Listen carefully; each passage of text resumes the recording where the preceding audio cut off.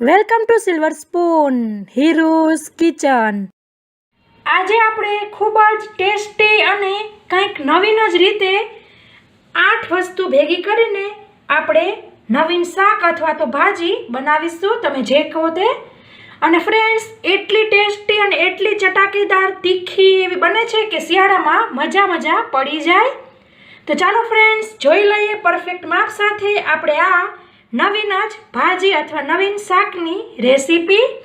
રોટલા, ભાખરી, પરાઠા, રોટલી કોઈ પણ જોડે મજા આવી જાય એવી આ ભાજી બને છે। પણ ફ્રેન્ડ્સ, શરૂ કરતા પહેલા તમને મારી એક રિક્વેસ્ટ છે કે તમે હજી સુધી મારી ચેનલ સબસ્ક્રાઇબ ન કરી હોય તો સબસ્ક્રાઇબ કરો અને બાજુમાં આપેલા બેલ આઇકન ઉપર ક્લિક કરો, જેથી હું જ્યારે આવી રીતે નવીન રેસીપી અપલોડ કરું ત્યારે ઇન્સ્ટન્ટ તમને નોટિફિકેશન મળે। અને આ ફ્રેન્ડ્સ, સબસ્ક્રાઇબ કર્યા પછી બેલ આઇકન ઉપર ક્લિક કરવું ખૂબ જ જરૂરી છે। ચાલો ફ્રેન્ડ્સ, જોઈ લઈએ મોડું કર્યા વગર મસ્ત ચટાકેદાર એવી આપણી નવીન જ ભાજી। સૌપ્રથમ આપણે કીધેલું તે પ્રમાણે 8 શાક લઈશું, જેમાં છે લીલી ડુંગળી, મેથી, પાલક, લીલું લસણ, લીલા મરચાં, કોથમીર, લીલી હળદર અને આદુનો ટુકડો। અને ફ્રેન્ડ્સ, આ બધી કેટલી વસ્તુ થાય છે કપમાં તે હું તમને સમારીને બતાવીશ। તો હવે આપણે બધી વસ્તુને ઝીણી સમારી લઈશું। તો મિત્રો, આપણે બધી વસ્તુને સમારી લીધેલી છે, સિવાય કે મેથીને આપણે આવી રીતે તેના ફૂમકા અલગ કરી લીધેલા છે ડીટિયાથી, અને કૂણા ડીટિયા રહેવા દીધેલા છે। જો મેથીને સમારીએ ઝીણી તો તે બહુ સેજ કડવી લાગે છે, એટલે આપણે તેને એમને રહેવા દીધેલી છે।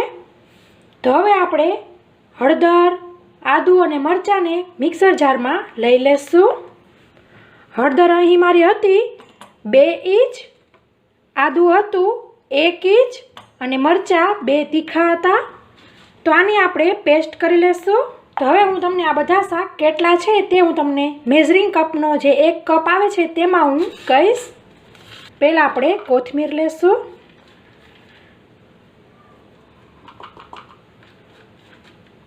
તમે જોઈ શકો છો ફ્રેન્ડ્સ, હાફથી પણ ઓછી એવી આપણી કોથમીર છે, એટલે કે 1/4 કપ। તેને આપણે આવી રીતે ચાળણીમાં લઈ લેશું। પછી આપણે મેથી લેશું। બહુ વજનથી તેને આપણે દબાવવાની નથી।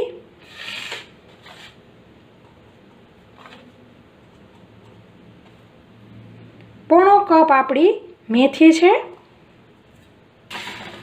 પાલકની ભાજી લેશું।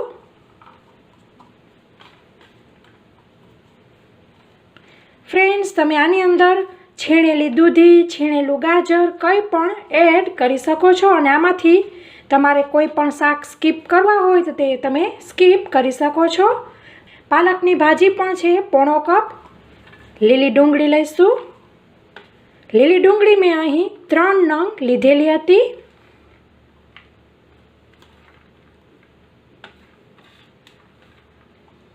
ઓલમોસ્ટ 1 કપ જેટલી થાય છે। તેને પણ આપણે આમાં ઉમેરી દેવી। અને ફ્રેન્ડ્સ, લીલું લસણ મેં ધોઈને જ લીધેલું હતું। 10 કળીવાળું લસણ હતું, અને એકદમ ઝીણું આવે તેવું લસણ હતું લીલું। અને તેને વ્હાઈટ અને ડુંગળીનો વ્હાઈટ પાર્ટ અલગ રાખીશું। આટલી આપણી લીલી વધી છે ડુંગળી, તેને પણ આમાં ઉમેરી દેવી। તો હવે ફ્રેન્ડ્સ, આ બધા શાકને આપણે ધોઈ લઈશું। બધી વસ્તુ આવી રીતે ધોઈને આપણે બાઉલ રાખી નીતરવા દઈશું। સાથે આપણી પેસ્ટ પણ સરસ રેડી છે। કોઈ કણી રહી ગઈ હોય તો કાંઈ વાંધો નહીં। પછી આપણે કઢાઈ લેવી અને તેની અંદર ઉમેરીશું ઘી। 2 ચમચી જે આપણી જમવાની હોય છે તે હું ઘી લઈ રહી છું। સાથે આપણે ઉમેરીશું 1 ટેબલ સ્પૂન તેલ। ગેસની ફ્લેમ ફાસ્ટ કરી લેશું, જેથી તે જલ્દી ગરમ થઈ જાય। ઘી તેલ સરસ ગરમ થઈ જાય એટલે તેની અંદર ઉમેરીશું 1 ટીસ્પૂન રાઈ। રાઈ આવી રીતે ફૂટવા લાગે એટલે તેની અંદર ઉમેરીશું 1 ટીસ્પૂન જીરું, 1 ટીસ્પૂન તલ ઉમેરીશું, ચપટી હિંગ। ગેસની ફ્લેમ ધીમી કરી લેવી, આમ કરી લેવું। પછી આપણે ઉમેરીશું લીલું લસણનો લીલો ભાગ, વ્હાઈટ પાર્ટ અને ડુંગળીનો વ્હાઈટ પાર્ટ.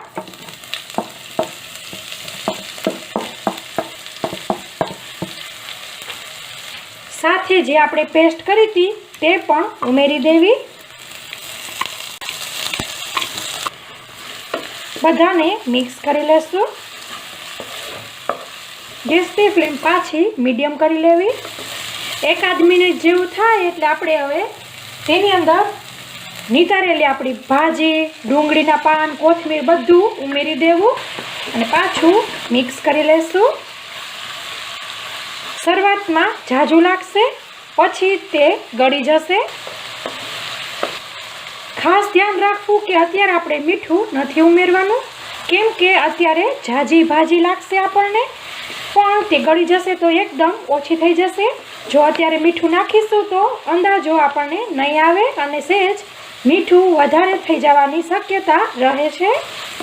તો ફ્રેન્ડ્સ, તમે જોઈ શકો છો જોતામાં જ આપણું શાક એકદમ ગળી ગયું છે.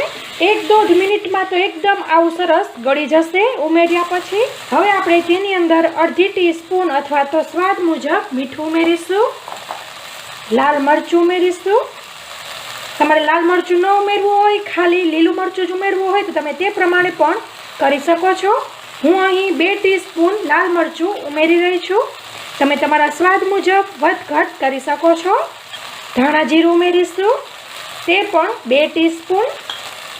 સરસ મિક્સ કરી લેવું. ગેસની ફ્લેમ કન્ટિન્યુ મીડિયમ જ રાખેલી છે. તો તમે જોઈ શકો છો આવી રીતે સાઈડમાંથી તેલ, ઘી આપણું છૂટું પડી ગયું છે. ગેસની ફ્લેમ બંધ કરી દેશું. તો ફ્રેન્ડ્સ, તૈયાર છે મસ્ત ચટપટી આપણી ભાજી. આ ભાજી 2 જણા માટેની છે. તમે આની અંદર શેકેલા ચણાનો લોટ પણ ઉમેરી શકો છો. સર્વિંગ બાઉલમાં લઈ લઈશું. જોતા વેત મોઢામાં પાણી આવી જાય અને સુગંધ ઘરમાં થઈ જાય એવી આપણી આ 8 વસ્તુથી બનેલી ભાજી છે. તો ફ્રેન્ડ્સ, આપણી ભાજી બિલકુલ રેડી છે. ઉપરથી આપણે થોડાક કોથમીરના પાન ભભરાવીશું. તો ફ્રેન્ડ્સ, આશા રાખું છું કે તમને મારી આ ટેસ્ટી નવીન રીતની ભાજી જરૂરથી પસંદ આવી હશે. પસંદ આવી હોય તો લાઈક કરો અને તમારા ફ્રેન્ડ ઓર ફેમિલી સર્કલમાં શેર કરો, જેથી તે લોકો પણ મસ્ત ટેસ્ટી બધી ભાજી ભેગી કરીને એક નવીન જ રેસીપી બનાવી શકે. સો ફ્રેન્ડ્સ, રેસીપીમાં આટલું જ. હવે નવી રેસીપી સાથે મળીશું. ત્યાં સુધી આવજો. Thank you.